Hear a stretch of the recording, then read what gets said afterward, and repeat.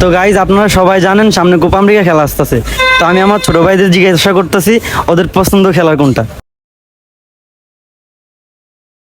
ঠিক আছে গো। আচ্ছা, খেলা পছন্দ করো? জি ভাই করি। পছন্দের খেলা কোনটা? আর্জেন্টিনা। এই ভাই, ওই সরি, ফুটবল। কি গো ভাই, তোমার এমন দেখা যায় কি লেগা? সামনে তো কোপা আমেরিকা আসতেছে, খেলা দেখো। জি পছন্দের খেলা কোনটা? তোর মেয়ে কাম করে তো গুলাই না কি আর গেল এ শালা পাগলে। তো এখন আমি আমার বন্ধুর কাছে যাইতেছি, একটু দেখেন ওর পছন্দের খেলা কোনটা একটু জিগাই। আরে বন্ধু কি অবস্থা?